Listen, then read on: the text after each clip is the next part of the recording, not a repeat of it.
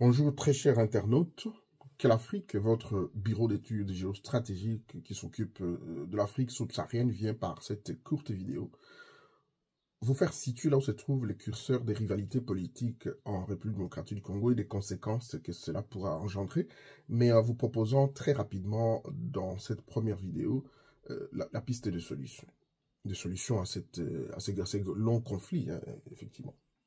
Alors, la question, est-ce que vous faites attention, est-ce que vous regardez l'image qui s'affiche à l'écran politique, à l'écran des enjeux politiques, de ces rivalités, est-ce que vous voyez cette image qui s'affiche? L'image d'un roi qui se trouve dans la capitale de la République démocratique du Congo, à Kinshasa, le président Tshisekedi qui est à Kinshasa, Khartoum, mais aussi un roi qui commence les consultations dans la capitale provinciale du Nord Kivu, Goma, Djouba. Vous avez compris les rapprochements que je suis en train de faire entre la République, le contexte actuel de la République démocratique du Congo et le contexte à l'époque où le Soudan, le grand Soudan d'El-Béchir, qui s'affrontait avec le Soudan, sa partie du sud, c'était le docteur John Garang, avec ses compagnons de lutte, le président Salva Kiir, mais aussi Riek Machar. Avant l'implosion du Soudan, la République démocratique du Congo, de mon point de vue, arrive à 60 ou 70% des ressemblances de cette situation, de ce contexte, alors qu'il y a la distraction et l'incohérence qu'il y a à Kinshasa. Question. Si il est vrai, parce qu'il a démontré lui-même, l'ancien président Joseph Kabila est le chef de l'AFC, M23, cette rébellion-là, qui est soutenue par le Rwanda, plusieurs rapports, et même la dernière résolution du Conseil de sécurité des Nations Unies l'a stipulé. Si il est vrai, parce qu'il est vrai que le président Joseph Kabila est le patron de l'AFC, pourquoi Kinshasa ne prend-il pas langue directement avec les responsables du M23 qui s'appelle Joseph Kabila? Question. Je vous ai dit lors de mon entame qu'il est possible de résoudre le conflit en République démocratique du Congo à 2 étages, mais avec une troisième possibilité de l'éclatement de l'RDC. Je reviendrai vers la fin parce que j'ai commencé par cette comparaison. Nous pouvons résoudre le conflit à 2 étages. Premier étage, c'est au niveau sous-régional. Au niveau sous-régional, sous pied de résolutions de Doha, des résolutions de Washington qui seront prises d'ici là, des résolutions de l'Union africaine, des résolutions de la commission, je veux dire, du communiqué conjoint SADC et la East Africa Community, mais surtout, et j'insiste surtout, de la résolution 2773 du Conseil de sécurité des Nations Unies, qui préconise le dialogue comme deuxième étage du problème, mais dans un premier temps, la résolution du conflit entre la République démocratique du Congo et le Rwanda. D'une part, le Rwanda doit retirer ses troupes de la République démocratique du Congo. Et pour cela, il y a un mécanisme qui doit être mis en place par l'Union africaine qui doit endosser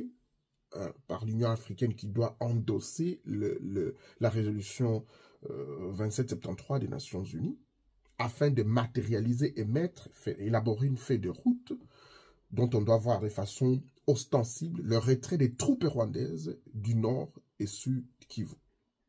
Ça, c'est dans un premier temps, et du côté, dans le premier étage, et du côté rwandais. Du côté congolais, vous savez, que ce soit que l'on parte de Luanda, qu'on arrive en Tanzanie, comme au niveau de l'Éthiopie, au siège de l'Union africaine, la RDC a accepté par le vice-premier ministre, ministre des Affaires étrangères, Christophe Lutundula, d'élaborer un plan de désengagement des éléments de FDLR. En d'autres termes, la RDC a accepté, même si nous savons que ce n'est pas vrai, la RDC a accepté que le FDLR se trouve dans son pays et qu'il représente une menace pour la stabilité de la sécurité de l'État rwandais. Et que donc, de ce point de vue, la RDC doit élaborer un plan, et ça, encore une fois, c'est dans le volet de facilitation de délégués de l'Union africaine, la RDC doit élaborer un plan de contingence, de cantonnement et de transfert de ces éléments de FDLR pour le dialogue rwando-rwandais ou pour le procès s'il échouait au Rwanda. Ça, c'est la résolution du conflit au niveau sous-régional, donc sur le plan international. Il restera le volet intérieur d'un dialogue qui a été préconisé à la fois par la résolution que j'ai susmentionnée, mais aussi toutes ces médiations, que ce soit de l'Union africaine, la SADC, Doha, etc., que la RDC doit organiser un dialogue inclusif. On ne peut pas avoir des opposants qui ont été des challengers aux élections en exil. On ne peut pas avoir des opposants pourchassés, des journalistes pourchassés en exil. Que le ciel politique s'oriente vers une sorte d'entonnoir où on doit avoir juste un point de vue, qu'il y a une police de la pensée. Non, on doit ouvrir le jeu politique et qu'il faut qu'il y ait un dialogue pour qu'il y ait la cohésion nationale, etc., afin que le conflit, le long conflit de l'RDC soit résolu. Le dialogue doit être, et Quelle Afrique, votre bureau d'études stratégiques, fera des propositions à la CENCO d'ici là. Ces propositions auront comme copie aussi envoyées au gouvernement congolais, mais aussi à l'AFC M23, pour qu'une fois pour toutes, nous puissions sortir de ces longs conflits. Sauf que, je l'ai toujours dit, c'est les rapports de force qui déterminent la suite des rivalités entre acteurs sur la scène internationale, sous-régionale ou même domestique, le cas ici en République démocratique du Congo. C'est les rapports de force qui vont l'emporter. C'est si Kinshasa campe dans sa position extrémiste, avec des gens qui sont militants, que ce soit ceux qui sont au sein des institutions de l'État, qui jouent à des très grandes séances de distraction, etc., et que la question demeure, le M23, l'AFC peut poursuivre son offensive, conquérir d'autres terrains, consolider son espace et finalement, parce qu'il y a un roi à Kinshasa, Khartoum, capitale de la République démocratique du Congo, Soudan, mais qu'il y a un autre roi qui est dans la capitale Goma, coffre-fort mondial de coltan, les minéraux stratégiques qui rentrent non seulement dans la transition énergétique, mais aussi dans les nouvelles technologies civiles et militaires. Djouba, qui est le coffre-fort pétrolier du Soudan. Vous voyez les rapprochements. Ce rapprochement est réel parce que, en géopolitique, les États sont comme des êtres humains qui peuvent naître, grandir, connaître leurs apogées et parfois disparaître. L'Empire mongol, la puissance de l'Égypte antique, nous pouvons parler du Soudan, nous pouvons parler de l'Empire et l'URSS, etc.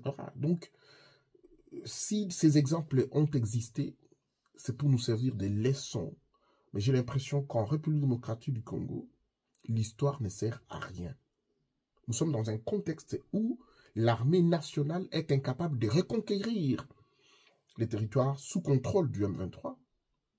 Le M23 qui, jusqu'à preuve du contraire, n'est pas capable de renverser les institutions à Kinshasa. Et donc, nous pouvons arriver dans un contexte de statu quo où nous sommes encore, la République démocratique du Congo est encore membre de l'EAC, East Africa Community. Je vous ai fait rappeler la fois passée que la RDC, le président Tshisekedi, a introduit intentionnellement la RDC à East Africa Community, où il a dit à des communautés qui se disent marginalisées, non, ne vous battez plus pour des terres, j'entre avec la RDC là, et ainsi vous aurez votre propre pays.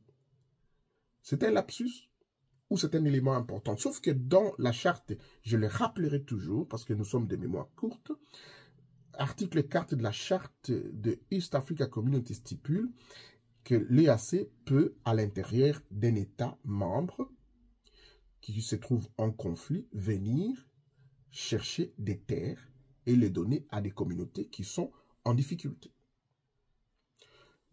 Kinshasa ne sort pas la RDC de East Africa Community. Est-ce que nous ne sommes pas en train de vivre la réalisation des propres propos du président de la République? Est-ce que Joseph Kabila et Félix Tshisekedi ne nous jouent pas le jeu de Mohamed El-Béchir et de Salva Kiir au Soudan pour donner naissance au Soudan du Sud? Mesdames, Messieurs, Quelle Afrique reviendra avec des comparaisons, l'évolution du Soudan jusqu'à son implosion intérieure et le contexte de la République démocratique du Congo qui s'apparente fort bien au contexte du Soudan à l'époque. Mesdames, Messieurs, merci infiniment et rendez-vous au prochain numéro.